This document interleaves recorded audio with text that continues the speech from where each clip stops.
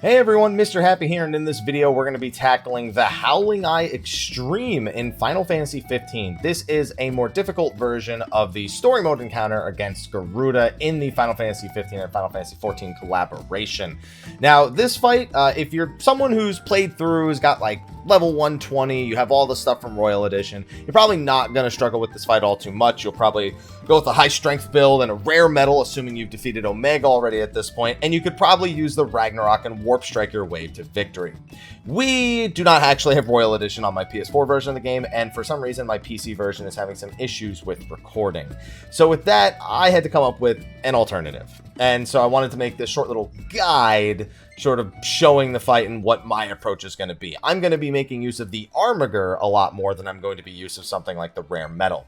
Now, for Noctis himself, we're going to bring a Magitech Suit V2, a regular Magitech Suit, and an Armiger Accelerator. Now, keep in mind with the Armiger Accelerator, I can still use someone like Prompto, for example, or Gladio, and use their techs if I really need to. I did find that actually pretty useful in the second half of the fight, but for the majority of the fight, we are going to be sticking with Noctis. Now, for the Ragnarok, we aren't going to abuse this too much early on. We're actually going to be more focused on using the Zwill Crossblades and doing constant jump aerial attacks to try and generate as much Armiger as we can and zerg down Garuda through the first half of the fight. Now, keep in mind, this can go relatively smooth, but it can also fall apart very, very quickly.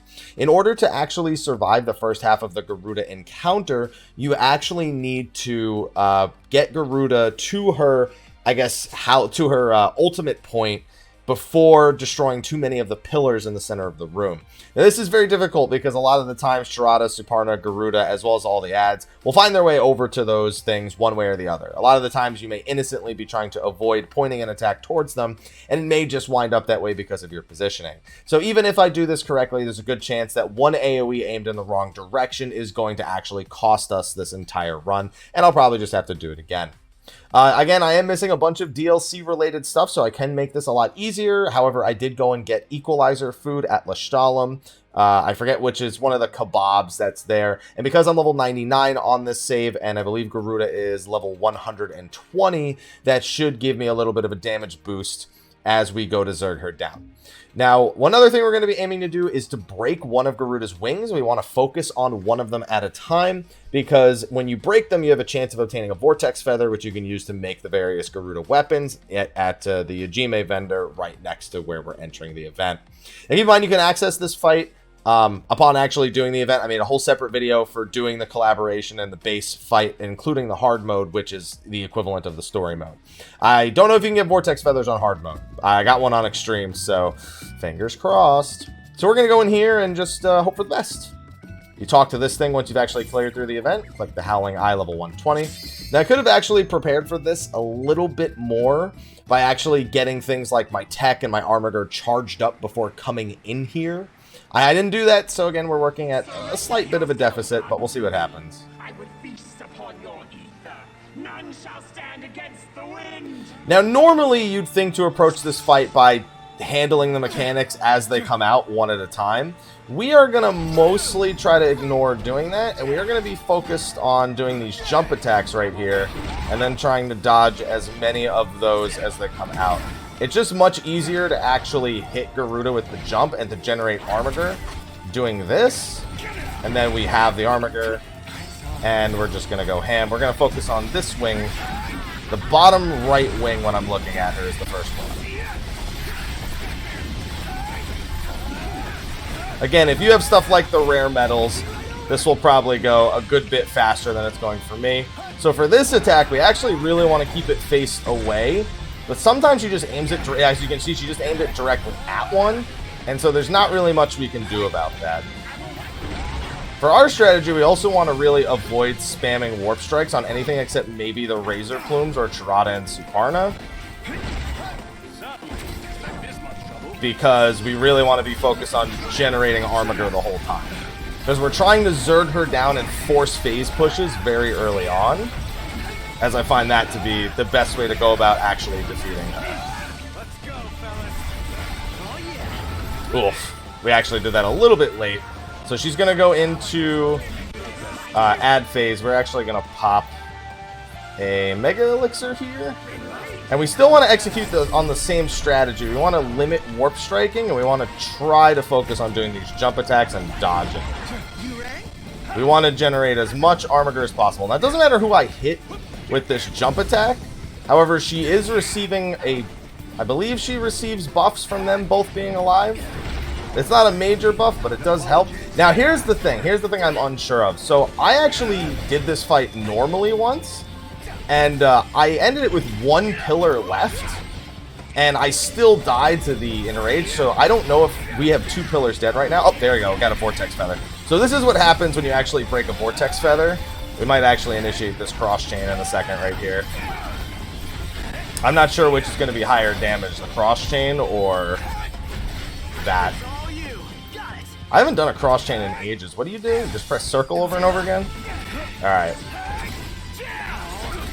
So you can see we're getting her pretty low, and this is actually super advantageous. That's why you want to focus on on one of her feathers, because you can get these breaks. Now that I broke the bottom right one and I got a vortex feather.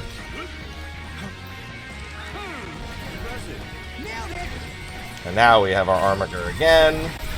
So we're just going to go back in. And this might actually be... Now, assuming that it's not an instant wipe from the, whatever they're called...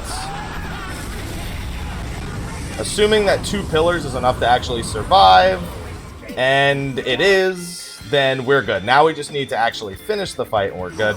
So at this point, I think she goes permanently aerial. I remember her getting absolutely obnoxious here, where she just murders me over and over again. So you feel free to spam items to get through this, as if you were thinking about doing otherwise. So now she's just going to go into this, like, mega aerial phase. And I can choose to just chase her, or I can choose to deal with Garuda and Suparna. What we're actually going to do is we're going to use Garuda and Suparna to try and generate... Oh, didn't mean to do that. You can also just Warp Strike spam her at this point. Because now she's going to be massively powerful at this point. Oh, we can also just try to end her with a summon. Let's do that. We should get a Garuda summon here, and I think it'll be enough to kill her. Come on. There we go. That was actually way faster than the last attempt I did this, but I had a way better idea of what I wanted to do. Unfortunately, you don't need to actually defeat Garuda and Suparna.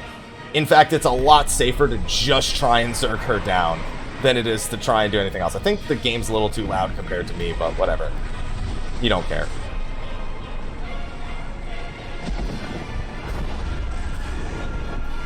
It also helped that I had that equalizer food. And then I managed to get that cross chain, which was a free, like, 100,000 damage as well. Yep, that was enough to actually kill her. So we got 1 Vortex Feather and 1 Elegant Tombstone. And that's it. I mean, that's Howling Eye Extreme. That's one of the easiest... That's probably the easiest attempt I've had. I expected this video to be a good bit longer, to be honest. And yeah, so if you want to farm all of those... This is nothing like King's Knight Prompto. Just like in the game. Why are you saying that quote right now? 5-star character. All right, I'm done with you guys. So with the Vortex Feathers and with the Elegant Tombstones, you can come over here and actually build weapons. You can see we have the basic weapons right here. These are the lower tier ones. Now, considering these weapons are actually weaker, I'd have to assume that you can get Vortex Feathers from hard mode. In fact, since this video is so short, let's go into hard mode and try and get a Vortex Feather really quickly. You also need Adamantite in order to actually build some of the stronger weapons. You need to make the lower tier weapon, and you need to make those. The bigger thing is you need so many Elegant Tombstones. You need 10 and 20. You can farm those on hard mode, thankfully. In fact, I don't think, other than bragging rights, there might not be much a reason to actually do Extreme, especially if you can get Vortex Feathers. So let's go into hard mode, see if you can get Vortex Feathers from that, or maybe it's a higher rate on Extreme. But, I mean, I accidentally finished the guide in, like, no time at all. And that was without rare... I mean, if you have rare metals, you have even stronger items, just... There's ways to make that way easier, but it worked out exactly the way I wanted it to. Let's try that bottom right wing again. Let's just lock onto it.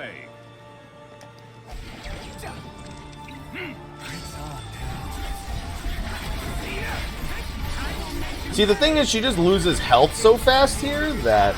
Okay, yeah, so you can absolutely earn Vortex Feathers from the lower difficulty. Very, very easily.